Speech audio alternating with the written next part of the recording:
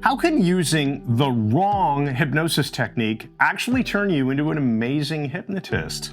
Well, it's a good one, isn't it? The background story to this comes from my training when I studied with the late, great Derek Balmer, my mentor.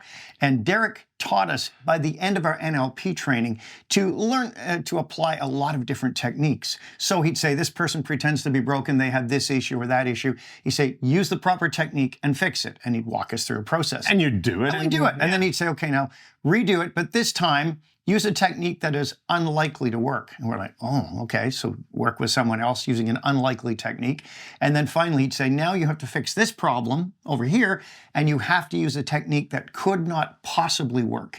Meaning we would have to retool it and reimagine it to find a way to make even a flawed technique, at least in this context, work for this person. And that made flexibility the center of everything we did. So we could change gears easily and learn to change people's lives. And it makes sense, right? Because therapists will typically get stuck in ruts because of their prior success. They might go, well, I've always used this technique, so I'll throw this technique at that problem. Or even just, oh, I used this yesterday with 2 clients and it was amazing. This is my go-to for everything now. Yeah, and what we really want our students to learn so that you can all go out there and help people in this world and make the world a better place and have people that live awesome lives is to be flexible, right? So what is the best technique? Well, here's the obvious choice. What would be a poor choice and probably wouldn't work? Well, maybe that would lead you to learning something new about how you can adapt things, right? Now, this actually taught you, one example of this, taught you, and we can tell the story, to be super flexible. Well, that's true. So what happened?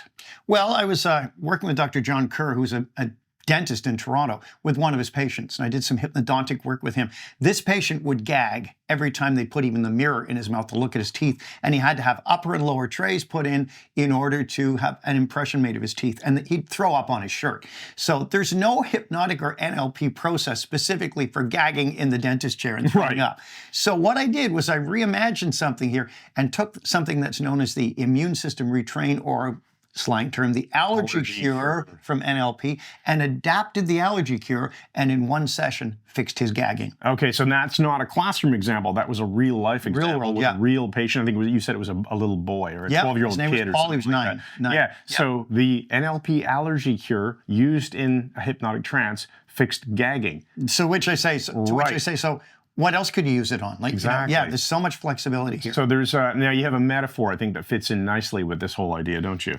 Oh yeah, the old story of the Zen master meets a Zen student, and the master and the student reach a river, and the master says some weird phrase in a foreign language and walks across the water of the river. And the student wants to learn this, so he teaches him the phrase. Let's say it's gobbledygook or whatever.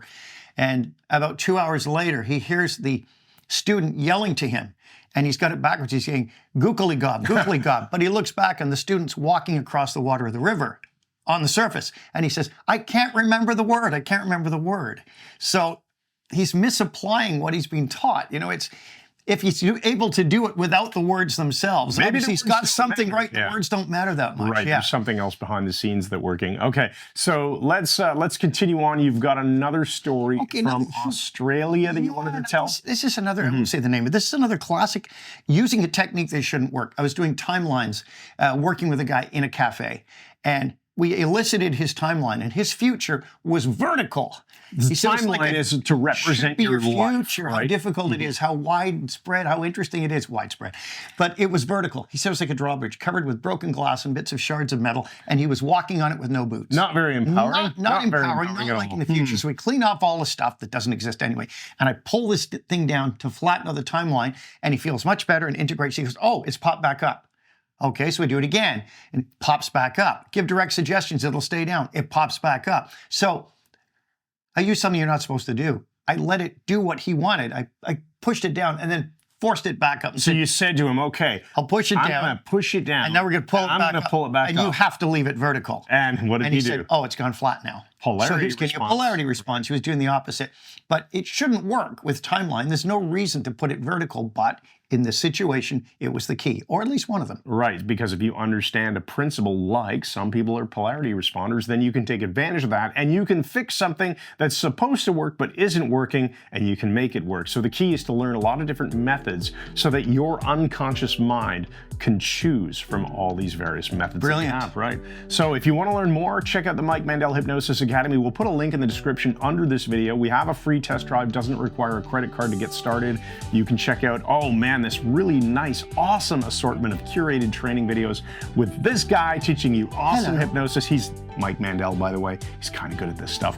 And I'll make sure that there's a link in the description as well for our wonderful hypnotic language card. Yes. Either way, we hope you enjoyed this video and we'll see you in the next one. Thanks once again and good night.